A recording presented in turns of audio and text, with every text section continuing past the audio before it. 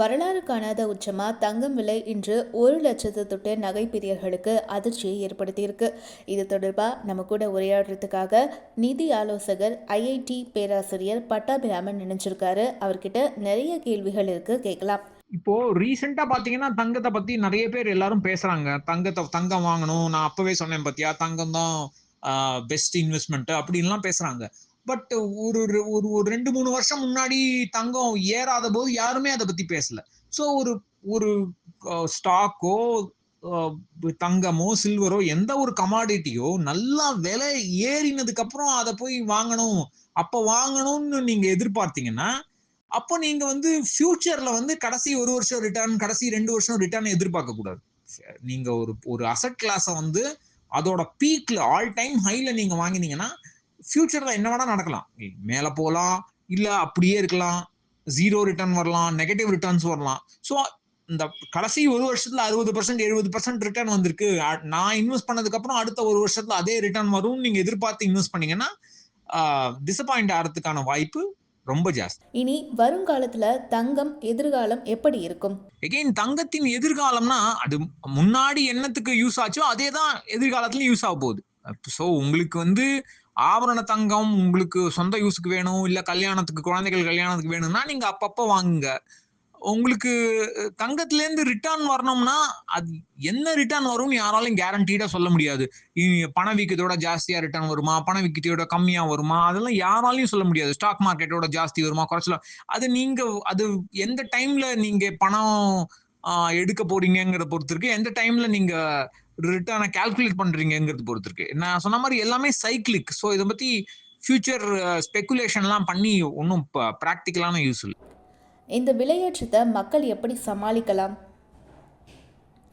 தங்கம் விலை ஏறுறதுனால main problem கல்யாணம் fix பண்ணவங்களுக்கு தான் மெயின் ப்ராப்ளம். அதுக்காக ஆபண தங்கம் வாங்கணும், தாலியிலிருந்து எல்லாம் வாங்கணும். அவங்களுக்கு வந்து அவங்க ஒரு பட்ஜெட் டிசைட் பண்ணியிருப்பாங்க, அதுக்கு அதோட ரொம்ப ஜாஸ்தியா போயிடும் இந்த மாதிரி விலை ஏறிச்சுன்னா. ஸோ வேற வழி இல்லை.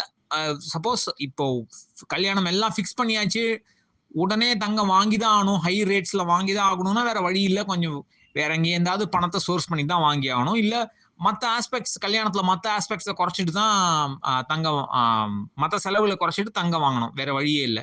பட் உங்களுக்கு இன்னும் கொஞ்சம் டைம் இருக்கு, கல்யாணம் வந்து நெக்ஸ்ட் 6 மந்த்ஸ், நெக்ஸ்ட் 1 இயர்னா, ஸோ நீங்க கொஞ்சம் ப்ரிப்பேர் பண்ணிக்கலாம். எக்ஸ்ட்ரா கொஞ்சம் பஃபர் வச்சுட்டு தங்கம் வாங்குறதுக்கான கொஞ்சம் ப்ரிப்பேர் பண்ணிக்கலாம். மற்றபடி ரிட்டர்ன் எதிர்பார்த்து தங்கத்துல இன்வெஸ்ட் பண்றவங்களுக்கு இது ஒன்றும் பெரிய விஷயம். தங்க வெளியேற்றத்தை புத்திசாலித்தனமா எதிர்கொள்வது எப்படி? கொஞ்சம் நம்மளுடைய சடங்குகளுக்கு தங்கம் தேவையை கொஞ்சம் கம்மி பண்ணிக்கிறது பெட்டர். ஸோ கல்யாணத்துல இவ்வளோ சவரம் தான் போடணும், அவ்வளோ சவரம் தான் போடணுங்கிறது அந்த எதிர்பார்ப்புகளுக்கு நம்ம கொஞ்சம் ரீசெட் பண்ணிக்கிறது பெட்டர்.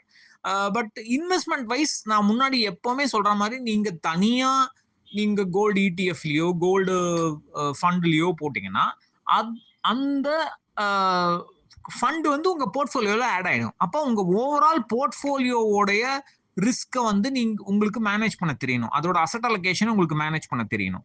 அப்படி தெரியலன்னா எனக்கு தெரிஞ்சு முக்காவாசி பேருக்கு பெஸ்ட் சாய்ஸ், அதாவது எனக்கு தங்கம் வேணும், எனக்கு என்னோட போர்ட்ஃபோலியோல கொஞ்சம் தங்கம் இருக்கணும்னு ஆசைப்படுறவங்களுக்கு ஒரு மல்டி அசெட் மியூச்சுவல் ஃபண்ட் மூலமா தங்கம் எக்ஸ்போஷர் வாங்குறது பெஸ்ட் சொல்யூஷன் என்ன பொறுத்த வரைக்கும்.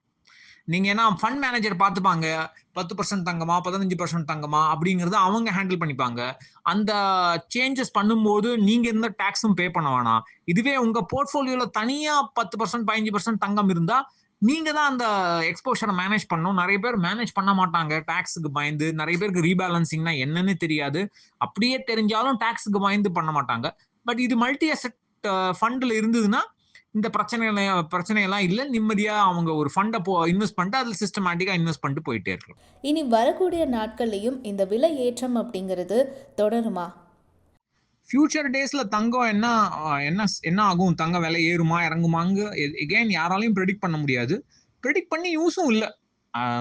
ஒன்லி ப்ராப்ளம் இஸ் நமக்கு கல்யாணம் ஃபிக்ஸ் பண்ணியிருக்காங்க, அவங்களுக்கு கோல்டு வாங்கணும் அப்படின்னா அவங்க கொஞ்சம் எக்ஸ்ட்ரா கேஷ் கையில வச்சுக்கணும் for to handle the price increase. மற்றபடி இன்வெஸ்டர்ஸ் கோல்டு பிரைஸ்ல இன்வெஸ்ட் பண்றவங்களுக்கு இது ஒன்றும் பெரிய நியூஸ் கிடையாது. எதனால ஏறுது இறங்கும், ஏறுமா இறங்குமா அப்படிங்கிற கெஸ் ஒர்க்னால எந்த யூஸும் கிடையாது. அப்படி விலை உயர்ந்து கொண்டே போனா தங்கம் சாமானியர்களுக்கு எட்டாக்கனி ஆகிவிடுமே. இப்பவே சாமானியர்களுக்கு தங்கம் எட்டாக்கனி தான். ரொம்ப நாளாவே இது எட்டாக்கனி தான். ஒன்றும் பெரிய புது டெவலப்மெண்ட் இல்ல. பட் ஒரு கமாடிட்டியோட பிரைஸ் ஏறிக்கிட்டே போகாது. அது ஏன்னா வந்து இது மார்க்கெட் பிரைஸ் வந்து டிமாண்ட் அண்ட் சப்ளைனால இது டிட்டர்மின் ஆகுது. பிரைஸ் வந்து டிட்டர்மின் ஆகுது வந்து டிமாண்ட் வர்சஸ் சப்ளை. ஸோ அதனால ஏறிக்கிட்டே போகும், இப்படிதான் ஏறிக்கிட்டே இருக்கும் அப்படின்லாம் யாராலையும் சொல்ல முடியாது. இது வந்து சைக்கிளிக் பிஹேவியர்.